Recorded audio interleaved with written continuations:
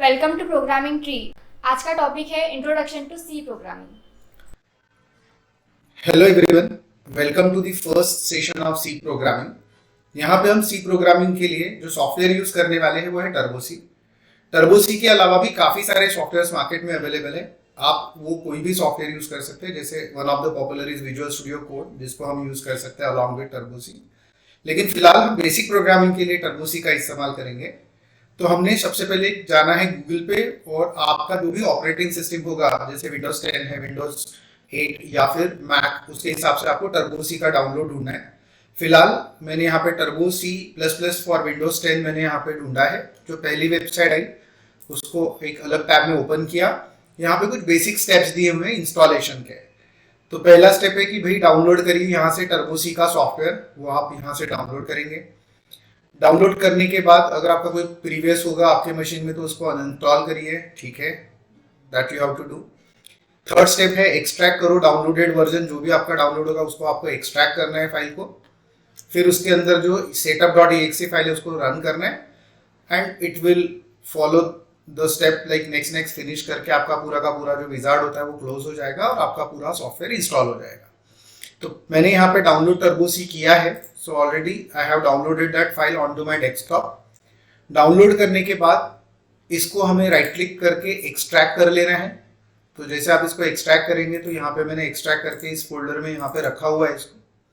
तो ये जो टर्बोसी का फोल्डर आपको दिखाई दे रहा है, ये फोल्डर के अंदर ये हमारा टर्बोसी 3.2 का फोल्डर है, और इस फोल्डर में यहाँ पे ये setup.exe फाइल दिखेगी। यहाँ पे बेसिकली आपको दो फाइल दिखेगी, एक setup.exe, एक setup.config।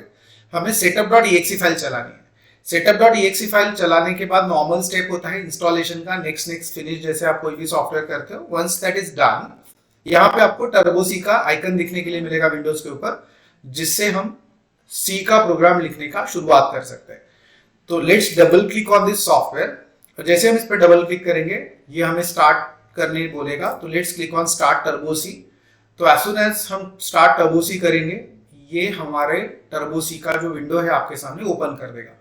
टर्बोसी का ये जो विंडो खुला है, यहाँ पे अगर आप देखें तो file menu, edit menu, search menu, run menu, compile, ये सारे मेन्यूज आपको दिखेंगे। यहाँ पे हर एक मेन्यू में कोई ना कोई की रेड कलर से इंडिकेटेड है, that is called as a hotkey. जैसे मैं अल्टर की के साथ वो हॉटकी प्रेस करता हूँ वो मेन्यू ओपन हो जाता है। जैसे फॉर एग्जांपल मैं अल्टर F करूंगा, फाइल मेन्यू खुल गया, अल्टर S करूंगा, सर्च मेन्यू खुल गया, एंड सो ऑन। तो फिलहाल मुझे पहला सी का प्रोग्राम लिखना है, तो मैं फाइल मेन्यू में जाऊंगा और न्यू ऑप्शन पे क्लिक करूंगा। तो जैसे मैंने न्यू ऑप्शन पे जाके एंटर किया, यहाँ पे ये पूरा का पूरा मेरा एक स्क्रीन आया जिसको मैंने मैक्सिमाइज कर दिया अभी। नाउ यहाँ पे मैं मेरा पहला सी प्रोग्राम लिखता हूँ। हमारा अप्रोच ये रहेगा कि पहले मैं कुछ प्रैक्टिकल्स बताऊंगा, फिर उस प्रैक्टिकल के बेस पे हम उसकी थ्योरी समझेंगे, एंड फिर हम आगे बढ़ेंगे। Because what I think is कि पहले आपको बेसिक प्रोग्राम कैसे चलता है वो समझना चालू हो जाए, तो आप थियोरेटिकल पार्ट में समझ पाएंगे कि मैं क्या बोल रहा हूँ थ्योरी में। तो यहाँ पे सबसे पहला प्रोग्राम हम लिखते हैं, write a program to print hello world. तो पहला हम हेलो वर्ल्ड का एक एग्जाम्पल लिखते हैं सी प्रोग्राम में। तो यहाँ पे /* एंड // के बीच में मैंने क्या लिखा हुआ है, तो बेसिकली /* एंड // के बीच में आपको जो दिखाई देता है इसको बोला जाता है कमेंट। हर एक डेवलपर अपनी जानकारी के लिए अपने कोड में कुछ एडिशनल चीजें लिख के रख सकता है, जिसका फाइनल आउटपुट पे कोई इंपैक्ट नहीं होता, उसको हम कमेंट बोलते हैं। यहाँ पे /* एंड // में जो कमेंट लिखा जाता है वो आप मल्टीपल लाइंस में भी लिख सकते हैं। सी का प्रोग्राम शुरू होता है मेन से, और मेन के कर्ली ब्रेस के बीच में हम जो कुछ भी कोड लिखना है वो लिखते हैं। तो हमारा प्रोग्राम बहुत सिंपल है कि हमें प्रिंट करना है हेलो वर्ल्ड। तो ये करेंगे कैसे, तो जो हमारा सी का मेन कोड हमने लिखा है उसके अंदर हम एक printf नाम का स्टेटमेंट होता है, जिससे हम सी के आउटपुट स्क्रीन पे जो चाहे वो लिख सकते हैं। जैसे मैं यहाँ पे लिख रहा हूँ हेलो वर्ल्ड, तो मैंने जैसे यहाँ पे हेलो वर्ल्ड लिखा, ये मेरा प्रोग्राम खत्म हो गया, क्लोज हो गया। This is the program for the question that is asked. अब मैं इस प्रोग्राम को सेव कैसे करूंगा, F2 is the shortcut to save the program. मैं प्रोग्राम को सेव करता हूँ, से for example programming tree 1.c नाम से। सो ये मेरा प्रोग्राम से हो गया इस नाम से, प्रोग्रामिंग ट्री 1.c नाम से। फिर हम इस प्रोग्राम को कंपाइल करेंगे F9 से। तो F9 से जब कंपाइल करते हैं तो हमारे प्रोग्राम में कुछ एरर्स है नहीं है वो बताता है हमें। कंट्रोल F9 से प्रोग्राम को हम रन करते हैं। जिससे हमारे प्रोग्राम का आउटपुट हमें दिखाई देता है।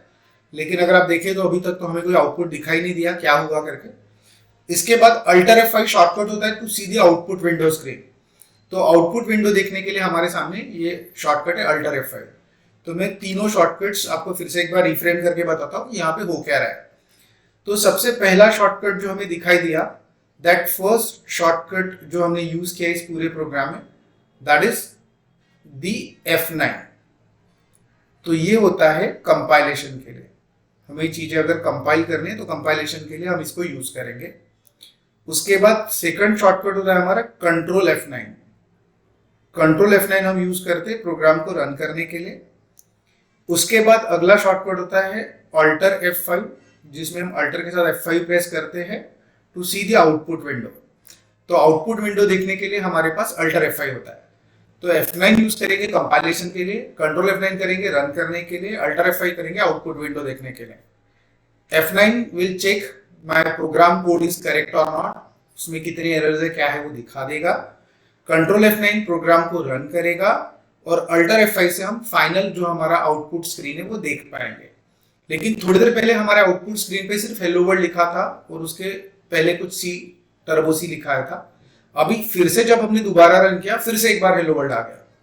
चलो एक काम करते हैं, फिर से रन करके देखते हैं। कंट्रोल F9 से रन किया, this is the third time we have run our application. तो जैसे आप फिर से अल्टर F5 करोगे आपको दिखेगा देखो तीसरी बार ही हेलो वर्ल्ड आ गया। ये क्यों हुआ? टेक्निकली होता ये है कि जब जब आप अपना प्रोग्राम चलाएंगे सी का, वो पुराना प्रोग्राम का आउटपुट भी आउटपुट स्क्रीन पे रखता है। अगर आपको लगता है कि जब कभी भी मेरा प्रोग्राम रन हो वो पुराना जो कुछ भी आउटपुट है वो ना रखे, तो एक फंक्शन होता है जिसका नाम है CLR/SCR। तो CLR/SCR फंक्शन क्या करता है ना कि स्क्रीन के ऊपर जितनी चीजें पहले से पड़ी हुई है उसको हटा देता है। तो अगर मैं फिर से कंपाइल करूँ और रन करूँ तो आप देखेंगे कि हमारे आउटपुट विंडो में पुराना जो था डेटा पड़ा हुआ वो सब हट गया, नए से उसने हेलो वर्ल्ड लिखा है। तो आपको यहाँ पे नए सिरे से हेलो वर्ल्ड देखने के लिए मिलेगा। So that is how clear screen works. Every time you do the clear screen वो पुराना सब कुछ हटा के फ्रेश आउटपुट देगा इस प्रोग्राम के लिए। अब क्या हो रहा है, बार बार मुझे अल्टर F5 प्रेस करना पड़ रहा है स्क्रीन को देखने के लिए। तो उसके लिए भी शॉर्टकट है, उसके लिए भी एक ऑप्शन है हमारे पास जिसको बोला जाता है गेट CH। तो गेट CH क्या करता है, स्क्रीन को पॉज करने का काम करता है। गेट CH का मतलब है get the character from the keyboard. तो जब तक कीबोर्ड से कोई कैरेक्टर नहीं आता तब तक वो रुका रहेगा। इसका मतलब हमारा चीज प्रिंट हो जाएगा, प्रिंट होने के बाद जब तक यूजर कीबोर्ड से कुछ डालता नहीं है तब तक वो रोक देगा स्क्रीन को। इससे यूजर को स्क्रीन देखने के लिए दोबारा अल्टर F5 शॉर्टकट यूज करने की जरूरत नहीं है। उसको सिर्फ दो ही शॉर्टकट याद रखने पड़ेंगे, एक F9 और एक कंट्रोल F9। तो हम हमारे प्रोग्राम को अभी करते हैं रन। F9 से किया मैंने कंपाइल, 0 एरर्स। कंट्रोल F9 से मैंने प्रोग्राम को किया रन, हमारा प्रोग्राम रन हुआ और यहाँ पे ये रुका है। मुझे दोबारा अल्टर F5 करने की जरूरत नहीं पड़ी स्क्रीन देखने के लिए। तो जैसे मैंने कोई और की प्रेस की कीबोर्ड से, ये वापस प्रोग्राम में लौट गया। तो इस तरीके से हम clear screen and get CH का यूज कर सकते हैं हमारे प्रोग्राम को इफिशिएंट बनाने के लिए। अब हम बढ़ते हैं हमारे अगले प्रोग्राम पे। मेन्यू में जाएंगे, न्यू करेंगे, हमारा अगला प्रोग्राम शुरू हो गया। अगला प्रोग्राम है हमारा write a program to print variable NO1 value using printf। तो printf का इस्तेमाल करके हमें वेरिएबल NO1 की वैल्यू प्रिंट करनी है। तो ये हम कैसे करेंगे, पहले मैं आपको प्रोग्राम लिखता हूँ और फिर एक एक स्टेप बाय स्टेप हम समझेंगे कि यहाँ पे क्या हो रहा है। तो सबसे पहले स्टेप में हम करेंगे इंटीजर NO1 और यहाँ पे बोल देंगे NO1 इक्वल्स टू 10। अब ये दो लाइन में हो क्या रहा है, सबसे पहले जब ये हमारी ये फर्स्ट लाइन एग्जीक्यूट हो रही है उस समय पे हमारे कंप्यूटर के अंदर एक मेमोरी ढूंढी जाएगी जिस मेमोरी को नाम दे दिया जाएगा NO1। तो ये हो गया स्टेप नंबर 1। बाय डिफॉल्ट इस मेमोरी में जो वैल्यू पड़ी रहेगी दैट इज गार्बेज, कुछ भी रह सकता है, 10, 99, -99, 200, एनीथिंग पॉसिबल। फिर सेकंड स्टेप में हम बोल रहे हैं कि इस मेमोरी में 10 डाल दीजिए। तो नेक्स्ट स्टेप क्या कर रहा है, जो NO1 नाम का जो आपका वेरिएबल है उसके अंदर 10 वैल्यू पुट कर रहा है। अब यही वैल्यू मुझे प्रिंट करके स्क्रीन पे दिखानी है, यही हमारा क्वेश्चन है। तो हम क्या करेंगे, printf में लिखते हैं value of NO1 is %d, NO1। तो ये हमने यहाँ पे किया, गेट ch से स्क्रीन को रोक दिया, और चाहे तो आप यहाँ पे क्लियर स्क्रीन लिख सकते हो, clean up the previous output. तो हमने क्लियर स्क्रीन किया है।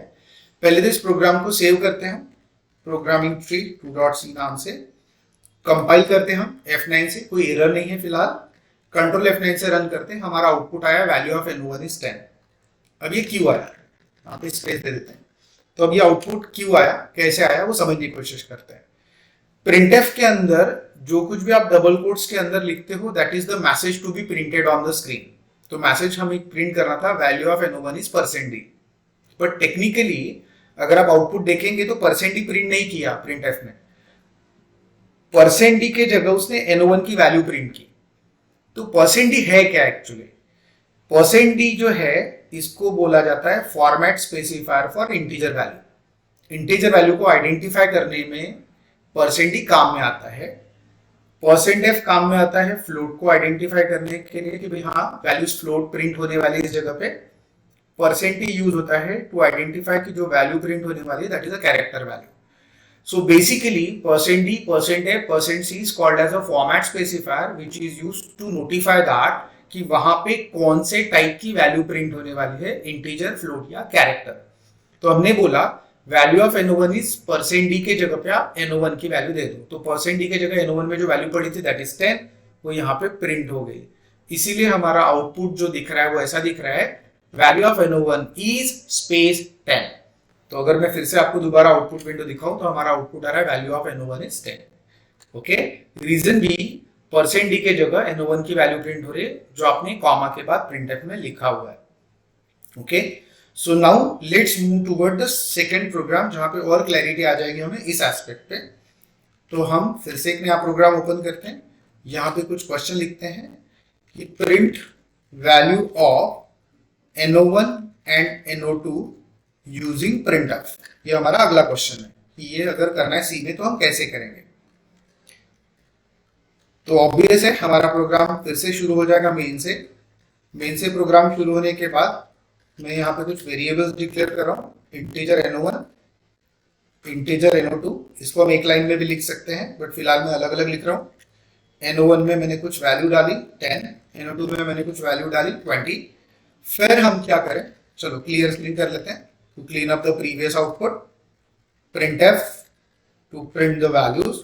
तो printf में हम लिखते हैं value of N1 is %d and NO2 is %d, comma के बाद N1 comma NO2, bracket close, semicolon, get ch। Let's try to see यहाँ पे हो क्या रहा है लाइन बाय लाइन। पहले इसको सेव कर देते हैं प्रोग्रामिंग ट्री 3.c नाम से, कंपाइल किया, रन किया, आउटपुट देखा value of N1 is 10 and 20। तो यहाँ पे N1 is 10 and NO2 is 20 जो प्रिंट हो रहा है वहां पे एक्चुअल में हमने प्रिंटफ में %d लिखा है, मतलब इस NO1 के जगह पे भी %d लिखा हुआ है, इस 20 के जगह पे भी हमने %d लिखा है, लेकिन एक्चुअल प्रिंट होते वक्त %d के जगह पे उसने वैल्यूज प्रिंट की N1 एंड NO2 की क्यू। ठीक है, लेट्स री visit this program to understand what is happening। तो सबसे पहला पार्ट है कि भाई ये लाइन पे क्या हो रहा है।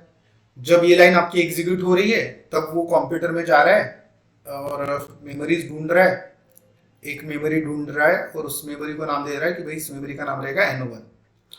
सेकेंड स्टेप जब हो रही है तो मेमोरी ढूंढ रहा है, उस मेमोरी को नाम दे दे रहा है NO2। थर्ड स्टेप में जा रहा है, NO1 नाम की मेमोरी में बोल रहा है कि आप इसमें 10 डाल दीजिए, चलो ठीक है डन।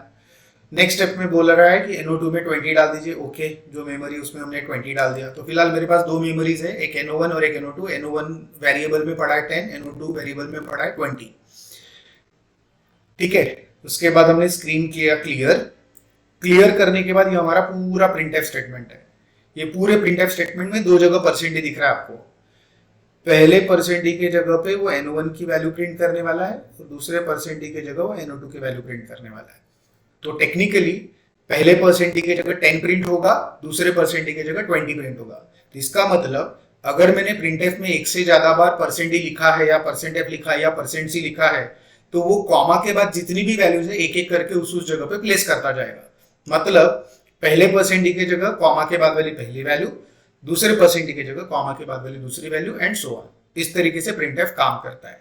तो यहाँ पे हमें बेसिक चीज समझ में आई कि वेरिएबल क्या होता है। वेरिएबल का प्रैक्टिकल अंडरस्टैंडिंग हमें समझा कि एक मेमोरी अलॉट होती है, उस मेमोरी को नाम दिया जाता है N01 और फिर उसमें कुछ वैल्यू डाल के रख सकते हैं जो हम बाद में यूज कर पाए। बट थियोरेटिकल अंडरस्टैंडिंग, क्या मैं कुछ भी नाम दे सकता हूँ वेरिएबल को एंड ऑल दैट, वो हम देखने वाले हैं हमारे कंटिन्यूअस सेशन में।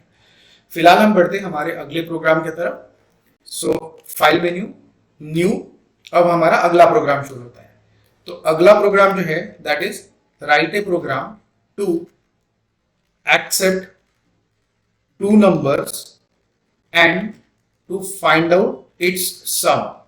ये जो है ये बहुत कॉमन प्रोग्राम है और ये प्रोग्राम अगर आपको अच्छे से आ गया तो आपका बेसिक प्रोग्रामिंग में अज्यूम करूंगा कि आपको थोड़ा बहुत फंडामेंटल्स ऑफ सी समझ में आना चालू हो गया, ऐसा हम अज्यूम कर सकते हैं यहाँ पे। तो प्रोग्राम क्या बोल रहा है थोड़ा समझने की कोशिश करते हैं और डीप में इस प्रोग्राम की अंडरस्टैंडिंग करते हैं कि how this thing is going to work. Main से हमारा प्रोग्राम शुरू होगा। मेन से प्रोग्राम शुरू होने के बाद यहाँ पे हमने कुछ वेरिएबल्स डिक्लेयर किए। कितने वेरिएबल्स?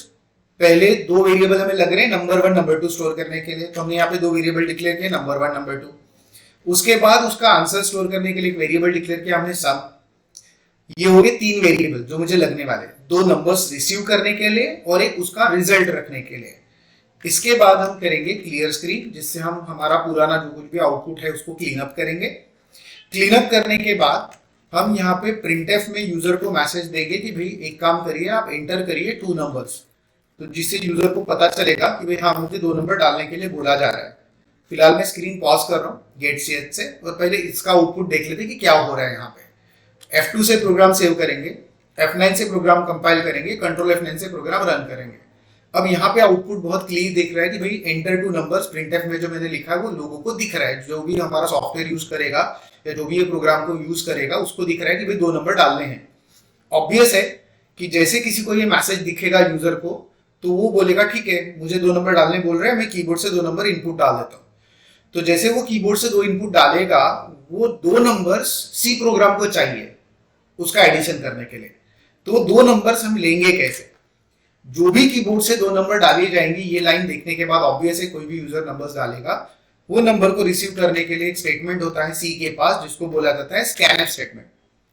स्कैनफ स्टेटमेंट क्या कहता है कि जितने नंबर्स आपको एक्सेप्ट करने हैं उतने बार उसका फॉर्मेट स्पेसिफायर लिखिए। अब मुझे 2 नंबर एक्सेप्ट करने हैं, एक नंबर 1 और एक नंबर 2, क्योंकि अगर आप प्रोग्राम ढंग से पढ़ेंगे तो यहाँ पे क्या लिखा है कि एक्सेप्ट 2 नंबर्स, तो सिर्फ 2 नंबर मुझे एक्सेप्ट करने के लिए बोला गया है।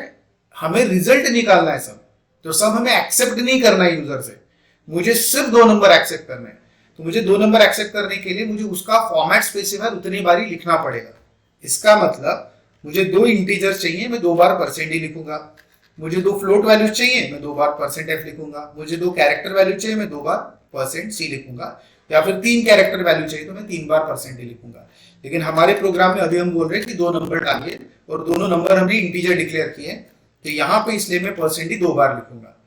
2 बार लिखने के बाद मैं बोल रहा हूँ कि पहला नंबर जो आपने कीबोर्ड से लिया है वो N01 के एड्रेस पर डाल दो और दूसरा नंबर N02 के एड्रेस पर डाल दो। So this is how scanf statement works। अब यहाँ पे क्या हो रहा है, हमने ये 3 लाइन जो 3 वेरिएबल्स जो डिक्लेयर किए, तो ऑब्वियस है सी प्रोग्राम ने क्या किया, 3 मेमोरीज ढूंढी। पहले मेमोरी को नाम दे दिया N01, दूसरे मेमोरी को नाम दे दिया N02, तीसरे मेमोरी को नाम दे दिया सम। तो ये काम तो कर लिया पहले स्टेटमेंट में। क्लियर स्क्रीन से हमारी स्क्रीन क्लीन हो गई। प्रिंटफ से जो भी हमने मैसेज लिखना था यूजर को वो दिखा दिया, भाई 2 नंबर डालिए। 2 नंबर डालने के लिए यूजर को जैसे बोला, यूजर ने 2 नंबर इनपुट किया कीबोर्ड से, पहला नंबर उठाया हमने और पहला नंबर उठा के N01 में डाल दिया। फिर यूजर ने सपोज सेकंड नंबर डाला 20, तो मैंने वो सेकंड नंबर उठा के N02 में डाल दिया। तो हम अज्यूम करें फिलहाल कि कीबोर्ड से 10 एंड 20 डाला गया है, तो पहले % में जो 10 डाला गया वो N01 के एड्रेस पे चला जाएगा कीबोर्ड से, और कीबोर्ड से जो दूसरा नंबर डाला है 20 वो N02 के मेमोरी में चला जाएगा। अब इसके बाद मुझे क्या करना है, समेशन करना है। So what I will do, I will write some equals number 1 plus number 2, इन दोनों का एडिशन करना है मुझे, और मुझे सम स्टोर करना है सम वेरिएबल में। और आखिर में ये जो कुछ भी सम आया है उसको हम प्रिंट कर देंगे, लिख देंगे कि एडिशन इक्वल्स %d, सम। तो अब क्या हो रहा है, ये वाले स्टेप में अगर आप देखेंगे तो sum equals to number 1 plus number 2 हो रहा है दिस स्टेप। तो यहाँ पे sum equals to number 1 plus number 2 हो रहा है, तो यहाँ पे होगा क्या, 10 प्लस 20 बिकम्स 30। तो हमारे पास सम वेरिएबल में 30 पड़ा है, और लास्ट प्रिंटेड में हमने बोला addition is equal to percent d, और परसेंट डी के जगह पे सम की वैल्यू प्रिंट कर दीजिए। तो ये सम की वैल्यू जो भी लेटेस्ट पड़ी हुई है मेमोरी में 30 वो प्रिंट कर देगा। तो this is how your addition of two numbers program will work. पहले कंपाइल करते प्रोग्राम को, कंट्रोल F9 से रन करते। मैं 2 नंबर इनपुट डाल रहा हूँ कीबोर्ड से 10 एंड 20, एंटर करेंगे, हमारे सामने एडिशन आया 30। Okay, so this is how your program works.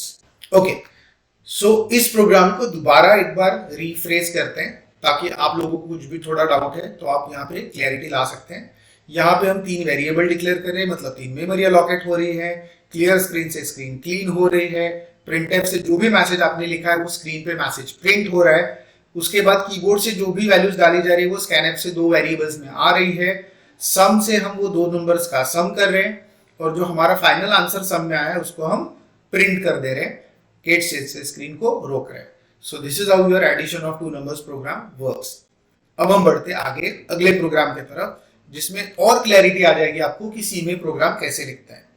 तो फाइल मेन्यू में जाएंगे, न्यू, यहाँ पे अगला प्रोग्राम मैं लिख रहा हूँ, write a program to accept radius of a circle and to find out its area. अब ये प्रोग्राम हम कैसे करेंगे, मेन से हमारा प्रोग्राम शुरू होगा, सेव करते हैं।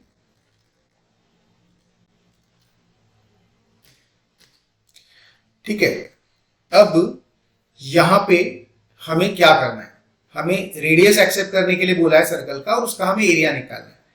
तो सबसे पहले वेरिएबल में फ्लोट डिक्लेयर करूंगा। क्यों करूंगा, basically area of circle is pi are square, और पाई की वैल्यू जो है ऑब्वियसली हमें पता है कि पाई की वैल्यू होती है 3.14। तो जैसे ही 3.14 का पिक्चर आया तो 3.14 में फ्रैक्शनल वैल्यूज आ गई।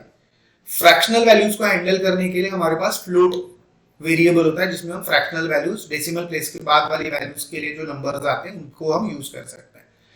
तो जहां पे भी डेसिमल नंबर्स आपके पास आएंगे उसके लिए हम फ्लोट वैल्यू का यूज करेंगे, इस्तेमाल करेंगे। तो रेडियस जो है, चाहे तो आप उसको इंट लिख सकते हो, अगर आपको लगता है कि रेडियस में मैं इंटीजर वैल्यू डालना चाहता हूँ, फाइन, बट फिलहाल मैंने रेडियस और एरिया दोनों को भी हमने फ्लोट डिक्लेयर किया हुआ है। यहाँ पे क्लियर स्क्रीन किया to clean up the screen, फिर हम प्रिंटफ में जाएंगे, प्रिंटफ में लिखेंगे enter radius of a circle. तो यहाँ पे हमने सर्कल का रेडियस हमने एक्सेप्ट कर लिया। स्कैनफ में एक ही चीज एक्सेप्ट करनी है, रेडियस, तो %f आएगा अभी %d के जगह, एंड वैल्यू हमारी रेडियस के एड्रेस पे चली जाएगी। Then will calculate the area. So area is equal to pi are square, pi की वैल्यू 3.14, आर स्क्वायर मतलब r इंटू आर, ये हो गया एरिया।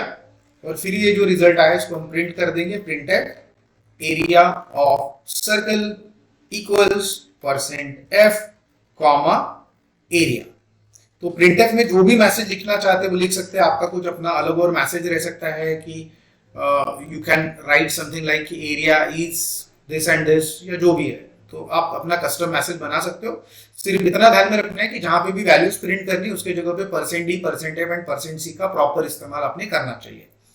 तो अभी प्रोग्राम समझने की कोशिश करते हैं कि इस प्रोग्राम में हो क्या रहा है। तो जब हमारी ये वाली लाइन एग्जीक्यूट हो रही है तब क्या हो रहा है, 2 मेमोरीज अलॉकेट हो रही है, एक मेमोरी अलॉकेट हो रही है रेडियस के लिए, एक मेमोरी अलॉकेट हो रही है एरिया के लिए। ठीक, अब नेक्स्ट स्टेप है हमारा क्लियर स्क्रीन, जिससे स्क्रीन क्लियर हो जाएगा। उसके बाद हमारा स्टेटमेंट है प्रिंटफ। तो हम बोल रहे हैं कि भाई एक काम करो, यूजर को हम बोल रहे हैं कि भाई आप रेडियस डालिए सर्कल का। अब वो यूजर रेडियस डाल भी रहा है कीबोर्ड से, तो जो भी कीबोर्ड से उसने रेडियस डाला, सपोज डाला 1, तो वो रेडियस हमने स्कैन किया और r नाम के एड्रेस पे डाल दिया। तो r के एड्रेस पे सपोज हमने डाला 1, रेडियस 1 हमने इनपुट लिया कीबोर्ड से। फिर हमने नेक्स्ट स्टेप किया कि एरिया कैलकुलेट किया। एरिया कैलकुलेट किया 3.14 इंटू r इंटू आर, तो 3.14 इंटू 1 इंटू 1 बिकम्स 3.14, और आंसर फिर से एरिया में स्टोर हो जाएगा। तो एरिया में आपका आंसर स्टोर हो जाएगा, दैट इज 3.14। इसके बाद हम प्रिंट कर रहे हैं, तो अगला स्टेटमेंट है हमारा प्रिंटफ का, जहां पे हम बोल रहे हैं ये मैसेज प्रिंट कर दीजिए। बट ये मैसेज प्रिंट होते वक्त ये ध्यान में रखा जाएगा कि जहां पे भी %f लिखा है उसके जगह एरिया की वैल्यू प्रिंट होगी। तो एरिया में वैल्यू पड़ी है 3.14, तो हमारा आउटपुट आएगा area of circle equals to 3.14। तो इस प्रोग्राम को एक बार चला के देखते हैं, कंपाइल करते हैं F9 से और कंट्रोल F9 से रन करते हैं। तो यहाँ पे पूछ रहा है enter radius of a circle, मैंने डाला 1 क्योंकि इसका आउटपुट हमें पता है, इसका आउटपुट आना चाहिए 3.14। जैसे आप एंटर करोगे हमें इसका आउटपुट दिखा 3.14। Okay, so this way you can right the code. But जब ये कोड लिखते वक्त हर एक जो छोटा छोटा कंपोनेंट हम लिख रहे हैं, हर एक का इंपॉर्टेंस देखेंगे, हर एक की थ्योरी समझने की कोशिश करेंगे कि ये कैसे लिखा जाता है। मैंने प्रैक्टिकली पहले इसलिए आपका कवर कराया ताकि आपको रिलेट हो पाए जब मैं थियोरेटिकली कोई चीज आपको एक्सप्लेन कर रहा हूं कि हमने इसका प्रैक्टिकल एग्जांपल्स देखा हुआ है and accordingly things will work further. Okay, so thank you. आगे बढ़ते हैं इसके थियोरेटिकल अंडरस्टैंडिंग के साथ। जैसे हम कोई इंटरव्यू या वाइवा देने जाते हैं तो हमें पता चलता है कि हमें स्यूडो कोड और एल्गोरिदम के बारे में पूछा जाता है। तो what is pseudo code and what is algorithm? तो पहले तो मैं इसका सीधा एग्जांपल दिखाता हूं आपको। इसका जो थियोरेटिकल अंडरस्टैंडिंग है या फिर डेफिनेशन है आपके स्क्रीन के सामने है। मैं इसका प्रैक्टिकल एग्जांपल आपको दिखाता हूं जिससे आपको क्लैरिटी आ जाएगी कि एग्जैक्टली स्यूडो कोड और एल्गोरिदम में डिफरेंस क्या है। हमने थोड़ी देर पहले एक एडिशन ऑफ 2 नंबर्स का प्रोग्राम देखा था जहां पे हमने 3 वेरिएबल डिक्लेयर किए थे, 3 variable no1 no2 and some.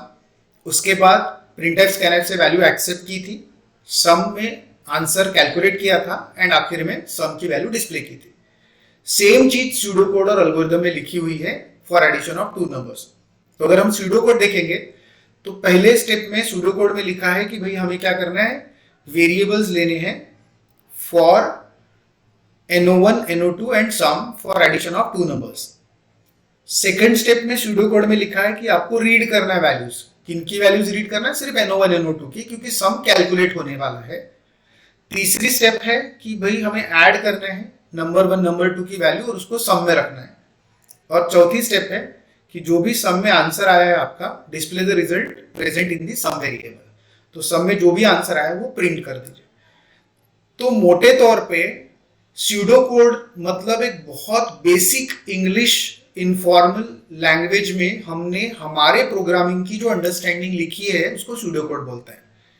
Where as algorithm एक सीक्वेंशियल एग्जीक्यूशन ऑफ लॉजिक होता है और ये मोटा मोटा जो आपका प्रोग्राम रहेगा उससे काफी रिजेंबल करेगा। तो pseudo code is very informal basic English language में लिखा हुआ स्टेप्स हमारे प्रोग्राम का, जिससे ब्रॉडर लेवल पे लोगों को समझे, डेवलपर को समझे क्या बनाना है।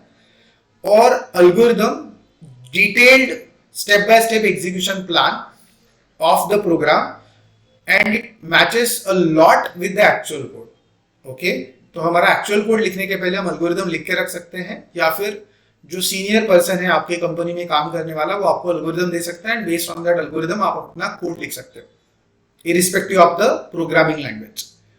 तो यहाँ पे हम एल्गोरिदम देखते हैं।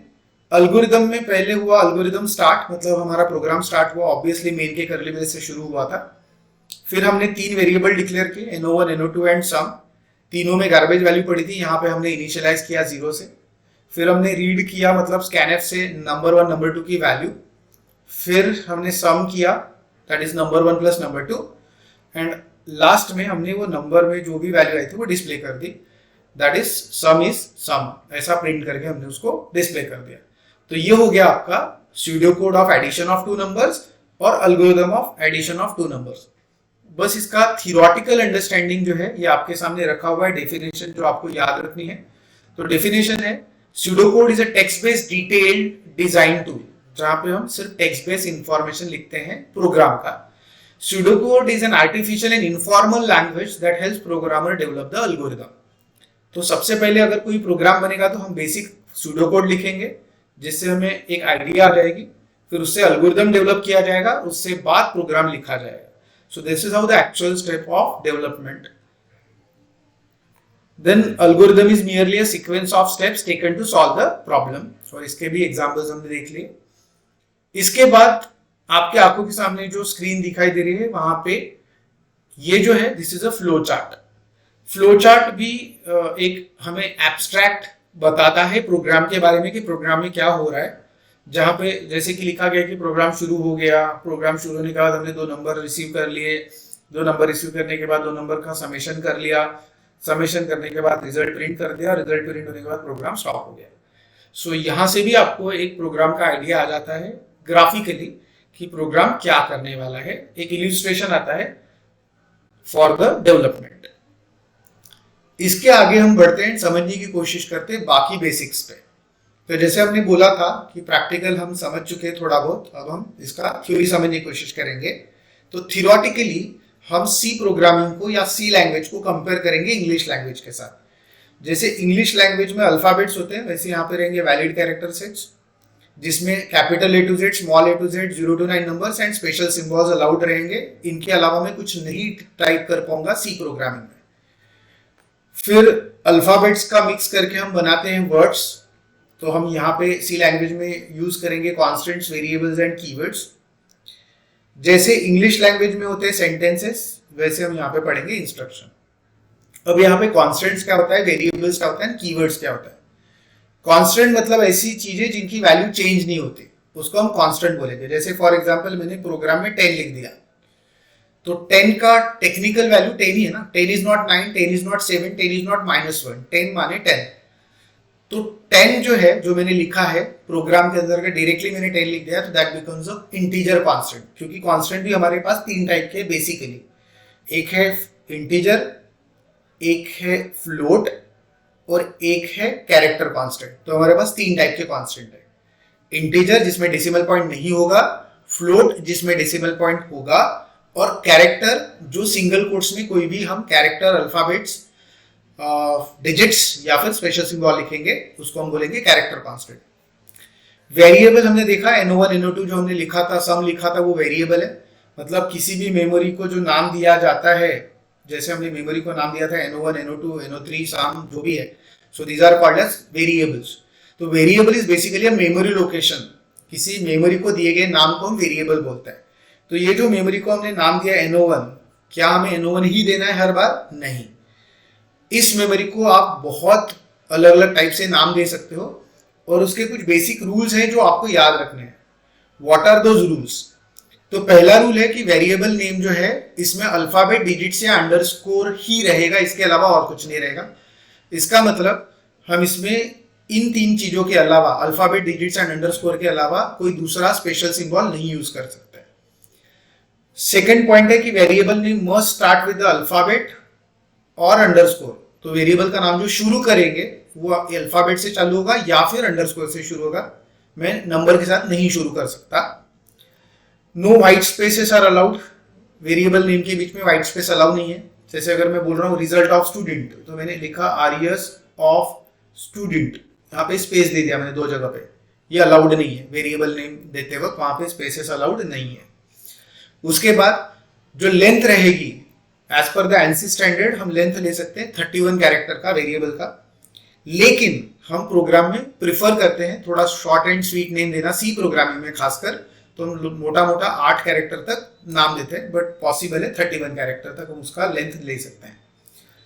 Then variable name is a case sensitive. इसका मतलब है कि अगर मैंने लिखा से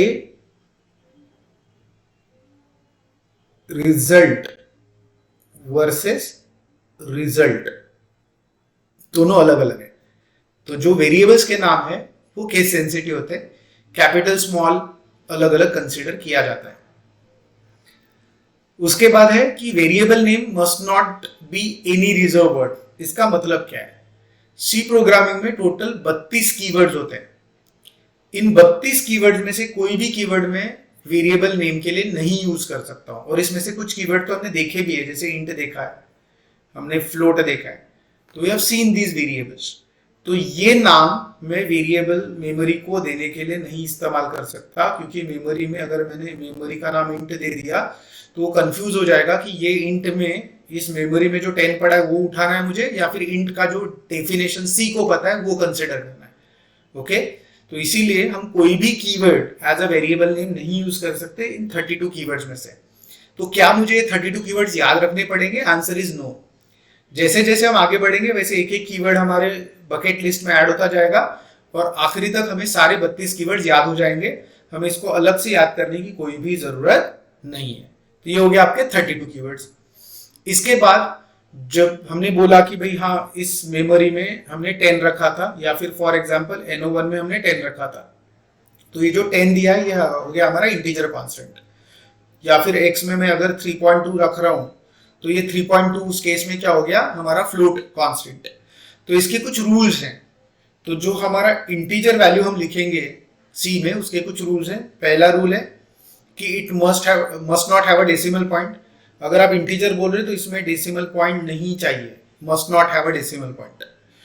अगला पॉइंट है कि जो हम नाम देंगे, ये जो हम लिख रहे हैं इंटीजर नंबर, ये इंटीजर नंबर पॉजिटिव निगेटिव दोनों भी हो सकते हैं। I can write +10 as well as I can write -10 in the C program, ये वैलिड है। नेक्स्ट है कि no commas and blank spaces are allowed within integer constant.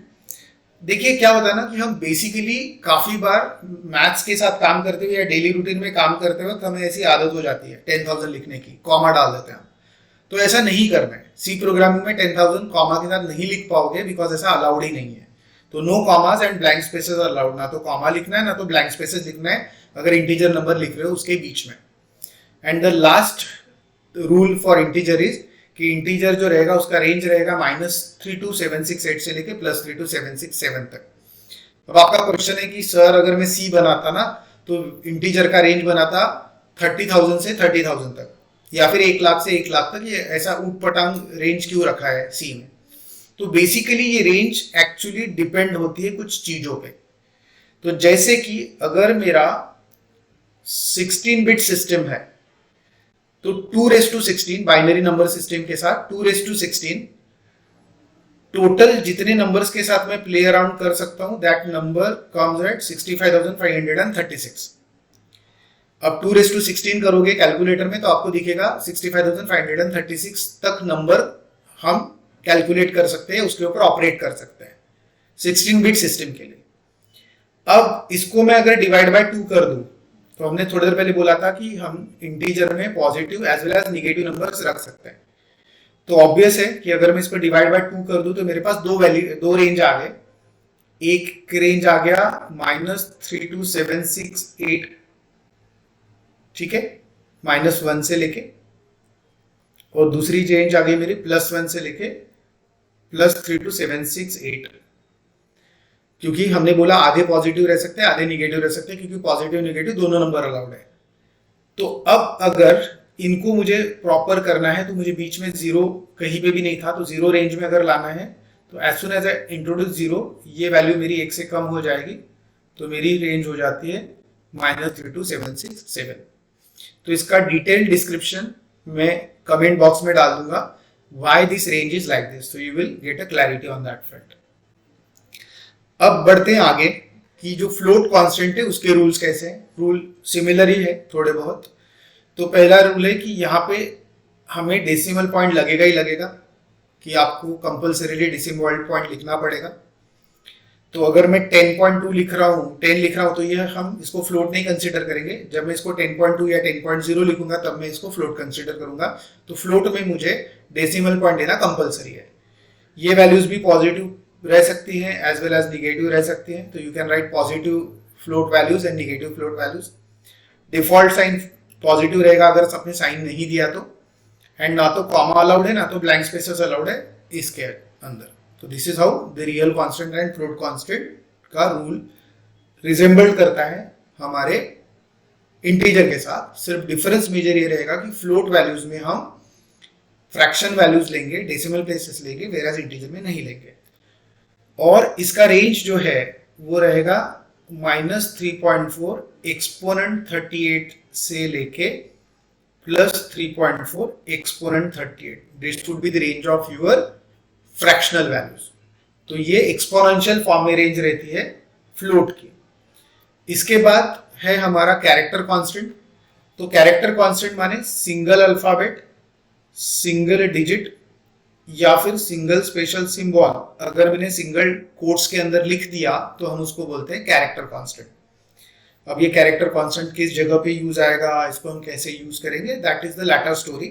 But फिलहाल हमारे पास 3 टाइप के mechanism हमें देखे, we have int, we have float, we have char. Integer stores the value without decimal places, float stores the value with the decimal places, character stores the single character. So this is what we have understood from the basic theoretical part. Now let's move further with the next programs. आगे बढ़ते हैं in the deeper understanding of the program. तो यहाँ पे हमने जो addition का programme लिखा है वो आपके सामने रखा हुआ है. एडिशन के प्रोग्राम में हमने देखा था कि हमारा प्रोग्राम मेन से शुरू होकर मेन पे क्लोज होता है. अब इसमें थोड़ा और डिटेल अंडरस्टैंडिंग समझेंगे. तो यहाँ पे आपको दिखाई दे रहा होगा कि सबसे पहले हमने हैश इंक्लूड std.out नाम की यहाँ पे लाइन लिखी है, what it is. This is called as header file. ये जो आपके सामने फाइल लिखी है, ये जो लाइन लिखी है, इसको बोला था हेडर फाइल. तो std.out is a header file और हैश इंक्लूड से हम इस प्रोग्राम में उसको इंक्लूड कर रहे हैं. printf और scanf ये जो फंक्शंस है ये इस हेडर फाइल के अंदर प्रेजेंट होते हैं. तो इन फंक्शंस को अगर आप अपने प्रोग्राम में यूज कर रहे हो तो आपको हेडर फाइल इंक्लूड करनी पड़ेगी. बट आपका क्वेश्चन ये हो सकता है कि इसके पहले किसी भी प्रोग्राम में हमने तो इंक्लूड फाइल नहीं लिखी, तो वो कैसे चल गया. टर्बोसी कंपाइलर जो है वो बाय डिफॉल्ट दो फाइल्स को इंक्लूड करता है, std.h और conr.h. तो जिसके जो बेसिक फंक्शनलिटीज है वो वहाँ पे बाय डिफॉल्ट इंक्लूडेड रहती है. अगर आप कोई दूसरा आईडी यूज करोगे जैसे visual studio code along with the GCC compiler, तो वहाँ पे आपको बाय डिफॉल्ट ये नहीं मिलेगा. तो आपको हर प्रोग्राम में हैश इंक्लूड std.h और हैश इंक्लूड conr.h ये लिखना पड़ेगा अगर आप उनके फंक्शंस यूज कर रहे हो प्रोग्राम के अंदर. तो यहाँ पे std.h printf and scanf functions के डेफिनेशन अपने पास रखते हैं. तो उसका पूरा का पूरा लॉजिक एंड इम्प्लीमेंटेशन कि printf एंड scanf ने कैसे काम करना चाहिए वो इन फाइल्स के अंदर लिखा हुआ है std.h के अंदर. इसी तरह से एक conr.h नाम की भी हेडर फाइल होती है जिसको console input output header file बोलते हैं, जिसके अंदर दो फंक्शंस हमने यूज किए हैं, एक clear screen to clean up the screen and एक get ch to pause our screen. तो हमारे स्क्रीन को रोक के रखने के लिए हमने गेट ch का इस्तेमाल किया था. ये दोनों भी फंक्शंस conr.h हेडर फाइल में प्रेजेंट होते हैं. तो अगर आप कोई और कंपाइलर यूज कर रहे हो तो आपको ये दोनों भी हेडर फाइल्स इंक्लूड करनी पड़ेगी ये वाला प्रोग्राम चलाने के लिए. So that is very important. अब हम बढ़ते आगे. अब हमारा प्रोग्राम में जो सबसे पहली लाइन हमने लिखी थी int no1, no2, sum, ये है टाइप डिक्लेरेशन इंस्ट्रक्शन. तो जैसे हमने देखा था कि जैसे सी लैंग्वेज जो है वो इंग्लिश से कंपेयर करके देखी थी, जिसमें हमने सी लैंग्वेज में इंस्ट्रक्शन देखा था, वेयरएज हमें इंग्लिश लैंग्वेज में सेंटेंसेस दिखाई दे रहे थे. जैसे इंग्लिश लैंग्वेज में सेंटेंसेस फुल स्टॉप से क्लोज होते हैं, यहाँ पे इंस्ट्रक्शन क्लोज होते हैं सेमीकोलन से. तो ये जो पहली लाइन है हमारी, ये है टाइप डिक्लेरेशन इंस्ट्रक्शन. इसका काम क्या होता है? टाइप डिक्लेरेशन इंस्ट्रक्शन हमें बताता है कि हमें कितने वेरिएबल लगने वाले हैं प्रोग्राम में और उस वेरिएबल का टाइप क्या है. इसीलिए इसको टाइप डिक्लेरेशन इंस्ट्रक्शन बोलते हैं. जैसे कि आप देख पा रहे हैं कि यहाँ पे इस दो लाइन में मैंने दो वेरिएबल डिक्लेयर किए, इंटीजर no1 और इंटीजर no2. तो ऑब्वियसली एज वी नो कि ऑब्वियस इस केस में कंप्यूटर क्या करेगा, दो मेमोरी लेगा, एक मेमोरी को नाम दे देगा no1 और दूसरे मेमोरी को नाम दे देगा no2. ये वो होगा. लेकिन अगर मुझे ये दोनों भी स्टेटमेंट एक लाइन में लिखने हैं तो क्या मैं लिख सकता हूँ? Answer is yes. आप इस तरीके से दो वेरिएबल्स एक साथ लिख सकते हो, डिक्लेयर कर सकते हो, separated by comma. That is allowed. जैसे कि इस एग्जांपल में हमने इंटीजर no1, no2 दिखा है. सिमिलरली अगर आपको दो फ्लोट वेरिएबल्स एक साथ डिक्लेयर करने तो आप फ्लोट x, y भी लिख सकते हो, या फिर उसको अलग अलग लाइन में भी फ्लोट x और अगले लाइन में फ्लोट y लिख सकते हैं. तो इसको बोला था type declaration instruction, which makes sure that as soon as you declare the types, तो वो कंप्यूटर के अंदर मेमोरीज ढूंढेगा, उन मेमोरी को नाम दे के रख देगा और बता के रख देगा कि इन मेमोरी में किस टाइप की वैल्यू आने वाली है. जैसे कि ऊपर वाले मेमोरीज में वो बता के रखेगा कि इंटीजर टाइप की वैल्यूज आने वाली है और नीचे में XY वेरिएबल्स में बता के रखेगा कि इसमें फ्लोट टाइप की वैल्यूज स्टोर होने वाली है. अब बढ़ते हैं आगे. अब हमारे पास ये जो सम वाली लाइन हमने लिखी थी, सम equals to no1 plus no2, इसको बोलते हैं अरिथमेटिक इंस्ट्रक्शन. तो हमने देखा पहला तो हमारा input output instruction, that was printf scanf. फिर देखा टाइप डिक्लेरेशन इंस्ट्रक्शन, फिर है अरिथमेटिक इंस्ट्रक्शन. अरिथमेटिक इंस्ट्रक्शन में हम कोई भी अरिथमेटिक ऑपरेशंस करते हैं. अरिथमेटिक ऑपरेशन में पॉजिटिव, नेगेटिव, माइनस, ये जो सारे कैलकुलेशन है ये हम कर सकते हैं. तो अगर आप देख पा रहे हैं तो हमारे पास कुछ अरिथमेटिक ऑपरेटर्स हैं, एक plus, minus, into and division. ये सारे अरिथमेटिक ऑपरेटर्स हैं. Plus will perform the plus operation, minus will subtract the things and so on. अब यहाँ पे एक थोड़ा सा चेंज है जो आपको समझना पड़ेगा सी प्रोग्रामिंग के साथ काम करते हुए. अगर मैं डिवीजन कर रहा हूँ 20/10, तो मैथ्स में मुझे एक्सपेक्टेड आंसर 10 है और सी में भी आपको एक्सपेक्टेड आंसर 10 मिल जाएगा. लेकिन अगर आप सी प्रोग्रामिंग में डिवाइड करोगे 15/10 तो एक्सपेक्टेड आंसर मैथ्स में आपको 1.5 है। तो अगर मैं 15/10 कर रहा हूँ मैथ्स में तो मुझे एक्सपेक्टेड आंसर 1.5 है, बट सी प्रोग्राम आपको 1.5 नहीं देगा, वो आपका आंसर देगा सिर्फ 1। ऐसा क्यों? अरिथमेटिक इंस्ट्रक्शन के डेफिनेशंस को अगर आप पढ़ेंगे तो अरिथमेटिक इंस्ट्रक्शन का डेफिनेशन क्या बोल रहा है कि whenever there is an operation between integer and integer your end result will be integer. तो जब कभी भी आप इंटीजर में ऑपरेशंस करोगे आपको एंड रिजल्ट इंटीजर देखने के लिए मिलेगा in the case of arithmetic operations. Arithmetic operation की डेफिनेशन भी बहुत सिंपल है कि अरिथमेटिक ऑपरेशन या arithmetic instruction is nothing but the variable name on the left hand side of equal to and on the right hand side constants and variables separated by arithmetic operator. तो right hand side में constants भी रह सकते हैं, जैसे इस case में ये कॉन्स्टेंट वैल्यूज हैं और वेरिएबल भी है, और सेपरेटेड किससे है? ऑपरेटर से। तो ये हो गया definition of arithmetic instruction. Arithmetic instruction में आपको जो वेरिएबल जिसमें कैलकुलेशन करने हैं वो लेफ्ट हैंड साइड में रखना है, और जो भी आपके ऑपरेशंस हो रहे हैं वो सारे राइट हैंड साइड में रहेंगे। तो राइट हैंड साइड में सारा ऑपरेशन होने के बाद जो भी आंसर आ रहा है वो लेफ्ट हैंड साइड को असाइन कर दिया जाएगा अरिथमेटिक इंस्ट्रक्शन में। तो ये चीज़ हमें ध्यान में रखनी पड़ेगी। तो apart from all the traditional arithmetic operators, एक और अरिथमेटिक ऑपरेटर आपको यहाँ पे देखने के लिए मिलेगा, that is percent sign. Percent sign क्या करता है? परसेंट साइन सी लैंग्वेज में हमें रिमाइंडर आफ्टर डिवीजन देने का काम करता है। तो जैसे फॉर एग्जांपल मैं डिवाइड कर रहा हूँ 15 को 10 से, तो यहाँ पे हमारा जो रिमाइंडर बचता है दैट इज 5। तो ये रिमाइंडर लाके देने का काम करेगा परसेंट साइन। तो परसेंट साइन हम यूज करेंगे रिमाइंडर के लिए। So that's all about the basic understanding of instructions in C language. अभी हम आगे बढ़ते हैं हमारे अगले प्रोग्राम की तरफ। सो हमारा अगला प्रोग्राम है write a program to accept length and breadth of a rectangle and to find out its area and perimeter। अब इस प्रोग्राम को हम कैसे सॉल्व करेंगे? प्रोग्राम शुरू होगा हमारा मेन से। यहाँ पे हम कुछ वेरिएबल्स डिक्लेयर करेंगे, L for length, P for breadth, area to calculate the area, perimeter to calculate the perimeter, clear screen to clean up the screen, printf लिखेंगे। यहाँ पे हम बोलेंगे एंटर करिए length and breadth of a rectangle. ये हमारा कुछ meaningful message हो गया, ठीक है। फिर इसके बाद करेंगे स्कैनफ। हम बोलेंगे %d दो बार। पहली वैल्यू लेंथ वेरिएबल के एड्रेस पे डाल दीजिए, दूसरी वैल्यू ब्रेड्थ वेरिएबल के एड्रेस पे डाल दीजिए। फिर हम कैलकुलेट करेंगे area of rectangle that is length into breadth. हम पेरीमीटर ऑफ रेक्टेंगल निकालेंगे दैट इज ट्वाइस ब्रैकेट में L प्लस B, और हम इसको प्रिंट कर देंगे। Printf area equals %d and perimeter equals %d comma area comma peri. Get ch। हमारा program हो गया क्लोज। इसको हम सेव करते हैं, कंपाइल करते हैं, रन करते हैं। लेंथ में डाला मैंने 3, ब्रेड्थ में डाला मैंने 2, 3 2 जा 6, 3 + 2 5, 5 2 जा 10। तो हमारा आंसर प्रॉपर आया। ओके, तो अभी समझने की कोशिश करते हैं इस प्रोग्राम को। तो यहाँ पे सबसे पहले जो हमारा स्टेप है, यहाँ पे क्या हो रहा है? मेमोरीज अलोकेट हो रही है। As we know there will be 4 memory allocations. पहला L, P, area and peri. अब यहाँ पे सबसे पहले ये होने के बाद स्क्रीन क्लियर हो रही है। स्क्रीन क्लियर होने के बाद प्रिंटफ में हमने बोला है कि लेंथ एंड ब्रेड्थ डालिए रेक्टेंगल का।